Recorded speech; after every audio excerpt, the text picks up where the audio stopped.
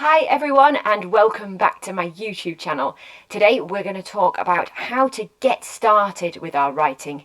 Sometimes adults and children, when you're faced with write a story, write this, write that, how do you start? How do you make it sound good?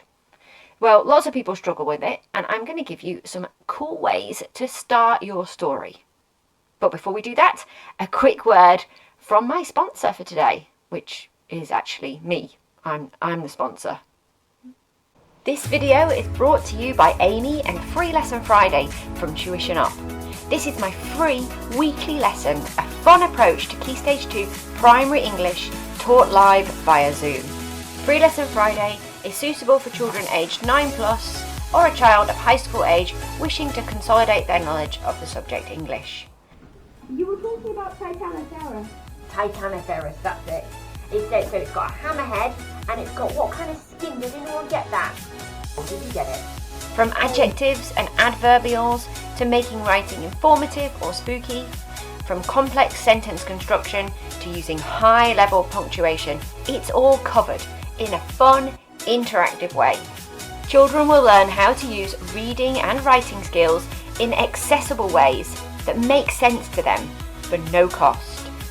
To find out about my free and other low-cost groups, check out the link in the description below to join, and I'll see you in the live lessons. Has this ever happened to you? You pick something up to read, and you read the first sentence, and then you change your mind, and you put it down.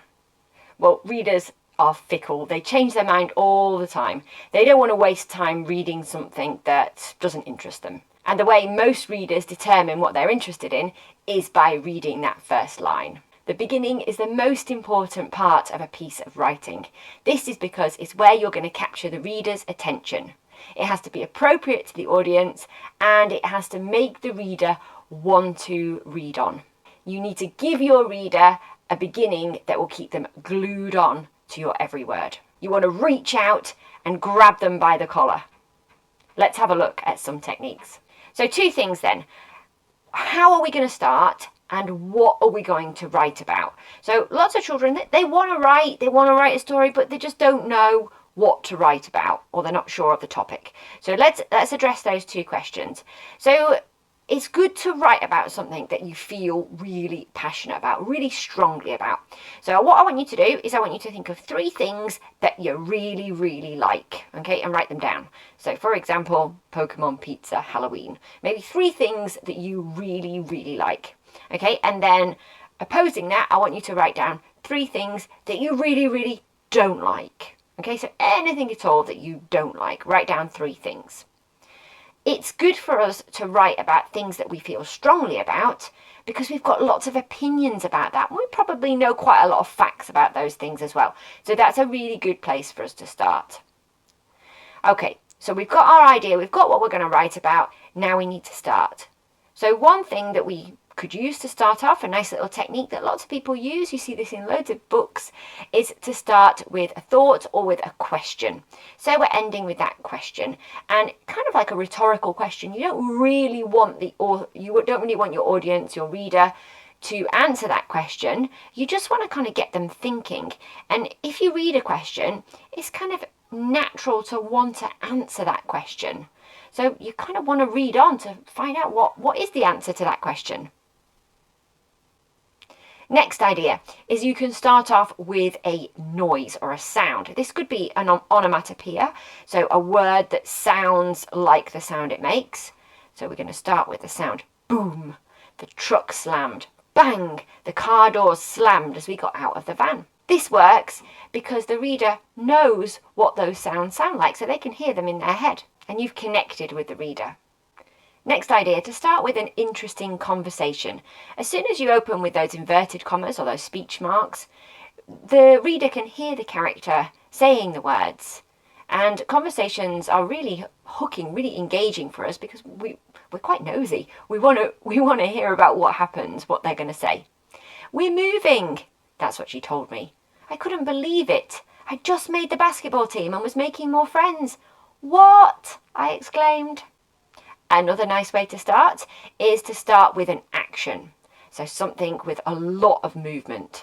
I was doing my back handspring And I landed it. Wow. So something that your reader will be able to see happening in their imagination. An unusual image of a character is a good way to start because it's quite surprising. You've got a character kind of doing something quite unusual. Your mind is kind of hooked on that. Simon Wilkin was gobbling a plum with great gusto. Start with a list. You could have a list as in like kind of like a list down, or you could have like a group of short sentences together.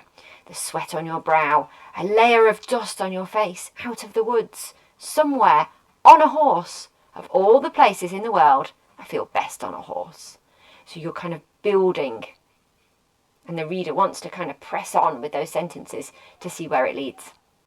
Something a little bit unsettling, something a little bit unnerving, where you build suspense is quite a good way to start as well.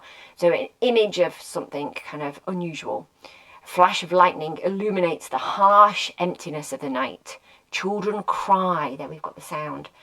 Children cry mournfully, they are all alone. And another one is to start with a complaint. It seems like we never go swimming at the beach. I enjoyed sharing with you my strategies for good beginnings.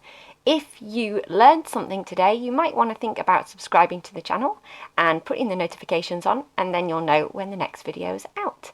I hope to see you in one of my lessons soon. If you want to join any classes, the links are down there in the description below. You can get in contact with me and I can point you in the right direction. Thanks for watching, and I'll see you next time. Bye.